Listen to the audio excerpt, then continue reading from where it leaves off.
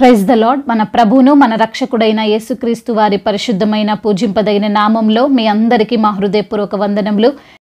ఈరోజు దేవుని వాక్యము, వారికి ఆహారం ఇచ్చుటకు యెహోవా తన జనులను దర్శించెనని ఆమె మోయాబు దేశములో వినెను. రూతు గ్రంథము 1వ అధ్యాయము 6వ వచనము. Naomi heard in Moab that the Lord had come to the aid of his people by providing food for them. Ruth chapter 1 verse 6. ఈ రోజుకు గాను దేవాతి దేవుడు మనకు అనుగ్రహించిన వాక్య భాగమును బట్టి ధ్యానించుకుందాము. ప్రభునందు ప్రియమైన సహోదరి సహోదరులారా, దేవుడు తన ప్రజలను మరచువాడు కాదు. ఆయన ఆశీర్వాదములు ఇవ్వకుండా ఆగిపోయేవాడు కాదు. అనేక మంది విశ్వాసులు దేవుని యొక్క బలము తెలిసినప్పటికీ ఆయన దగ్గర నుండి వేరైపోవాలని ఆలోచన చేస్తుంటారు. దేవుని దగ్గర ఆశీర్వాదం లేదు, ఈ లోకంలోనే ఆశీర్వాదం ఉంది, దేవునితో ఉంటే ఏమి సాధించలేము, ఈ లోకంలో కలిస్తే ఏదైనా చేయగలము అని అనుకుంటారు. ఈరోజు నీ యొక్క ఆలోచనలు ఇలాగే ఉన్నాయేమో. ఏదో నీ జీవితంలో యేసయ్యతో ఉన్నప్పుడు కొన్నిసార్లు కష్టం వచ్చి ఉండొచ్చు, కొన్నిసార్లు శ్రమలు సమస్యలు ఎదురై ఉండొచ్చు. అంత మాత్రాన దేవుడితో ఉంటే నిత్యం ఇలానే ఉంటుందేమో అనుకునేవారు లేకపోలేదు. కొంతమంది అంటుంటారు, నిజ దేవుణ్ణి నమ్ముకున్నాక కష్టాలు ఎక్కువైపోతున్నాయి, బాధలు వస్తున్నాయి, కుటుంబంలో కలహాలు వస్తాయి అని. అది ఎంత మాత్రమో నిజము కాదు. ఎంతోమంది సజీవుడైనటువంటి దేవుణ్ణి నమ్ముకొని వారి యొక్క జీవితాలను కట్టుకున్నారు. వారి యొక్క అనారోగ్య సమస్యల నుండి బయటపడ్డారు. ఎన్నో అద్భుతాలు, ఆశ్చర్యమైనటువంటి కార్యాలు వారు చూడగలిగారు. మనుష్యులమైన మన హృదయము చంచలమైనది. ఏదైతే మనకు దూరంగా ఉంటుందో అక్కడ ఏదో ఉంటుందని, అక్కడే బాగుంటుందని, వారి జీవితమే ఆనందంగా ఉందని అనుకుంటాం. దూరపు కొండలు నునుపు అనే సామెత మనకు తెలుసు. అదే సామెతను చాలామంది ఫాలో అవుతుంటారు. ఈరోజు లేఖన భాగమును చూస్తే నయోమి, ఆమె భర్త మరియు 2 పిల్లలు అందరూ బెత్లెహేము నుండి మోయాబు దేశానికి వెళ్ళారు అని మనం చూడవచ్చు. బెత్లెహేము అనగా రొట్టెలు కలిగినటువంటి ఇల్లు అని అర్థం వస్తుంది.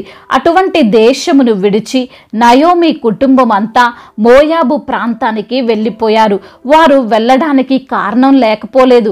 వాక్యంలో ఇలా వ్రాయబడి ఉన్నది, న్యాయాధిపతులు ఏలిన దినముల యందు దేశములో కరువు కలుగగా యూదా బెత్లెహేము నుండి వారి యొక్క కుటుంబము వెళ్ళిపోయింది.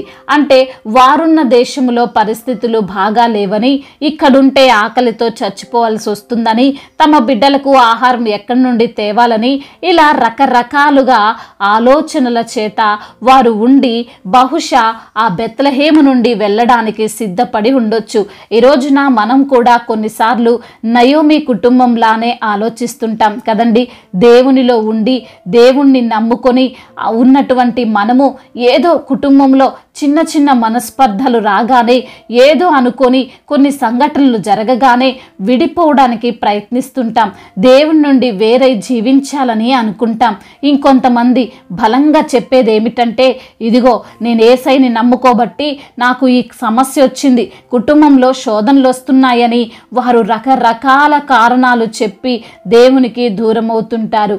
అయితే ప్రియమైన సహోదరి సహోదరులారా, మనుషులమైన మనకు కొన్ని రకాలైన సమస్యలు పరిస్థితులు ఎదురవుతుంటాయి. దానిని దేవునికి ఆపాదించకూడదు. విశ్వాసులకు జ్వరాలు రావద్దు, అప్పులు కావద్దు, అసలు కుటుంబంలో చిన్న గొడవ కూడా కావద్దంటే అది మన పిచ్చితనమే. ఇవన్నీ కూడా మనల్ని బట్టే, అనగా మనము తినే ఆహారం, మనము ప్రవర్తించే తీరు, మనము పెడుతున్న ఖర్చులను బట్టే అవి మనకు సంభవిస్తుంటాయి తప్పితే దేవునికి దానికి సంబంధం లేదు. అయితే అన్యులకు మనకు తేడా ఏంటండి ఏ విషయంలో అంటే, మనల్ని రక్షించడానికి, మనల్ని నడిపించడానికి, మన యొక్క కన్నీరు తుడవడానికి మన యేసయ్య ఉన్నాడు అనే ధైర్యం. కరువు వచ్చిందని వారి యొక్క కుటుంబము వేరే దేశానికి వెళ్ళిపోయారు, కానీ ఆ కరువు నుండి రక్షించగల దేవుడు మనకున్నాడు అని మాత్రం వారు గ్రహించలేకపోయారు.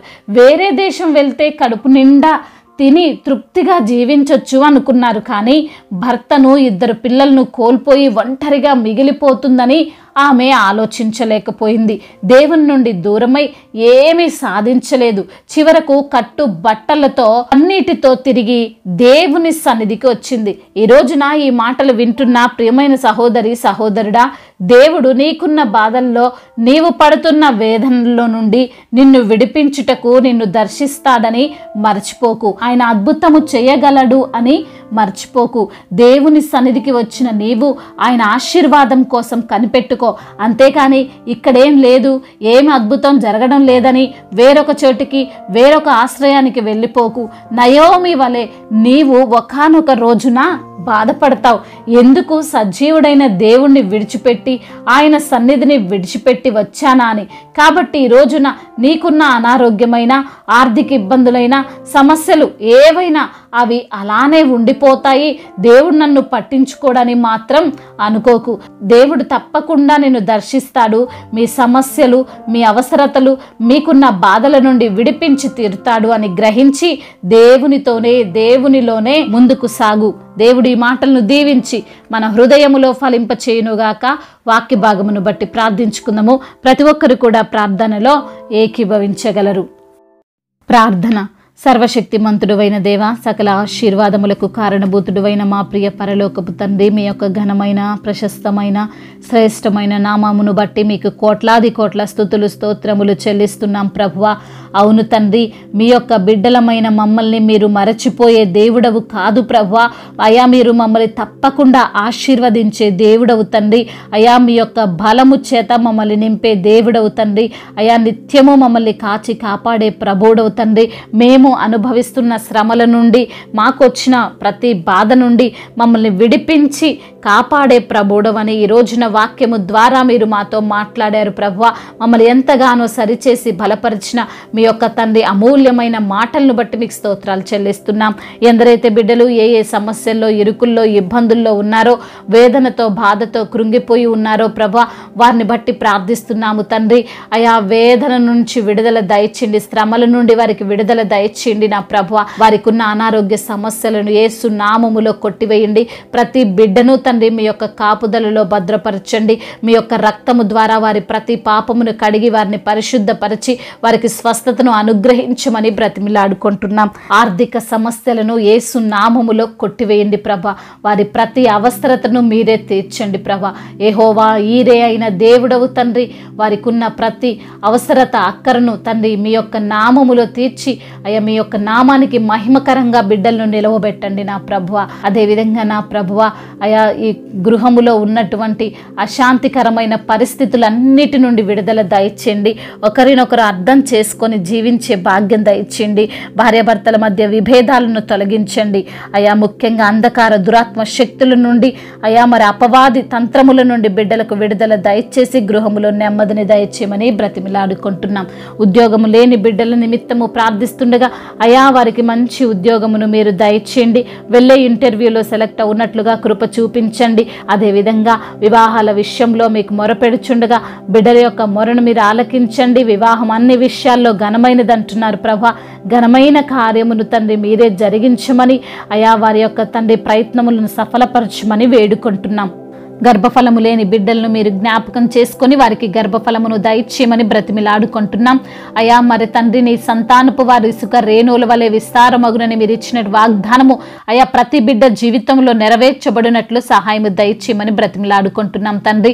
అయా, గర్భిణీ స్త్రీలను దీవించండి. తల్లి బిడ్డలకు క్షేమాన్ని దయచేయండి. వారు తింటున్న ఆహారంలో బలమును దయచేయమని వేడుకుంటున్నాం తండ్రి. కోర్టు సమస్య, ల్యాండ్ సమస్యల నుంచి విడుదల దయచేయండి. వారి పక్షాన మీరే న్యాయమును తీర్చమని వేడుకుంటున్నాం. రక్షణ లేని వారి కొరకు ప్రార్థిస్తున్నాం తండ్రి అయా. మీ యొక్క సువార్తకు లోబడని వారి నిమిత్తము ప్రార్థిస్తున్నాం తండ్రి.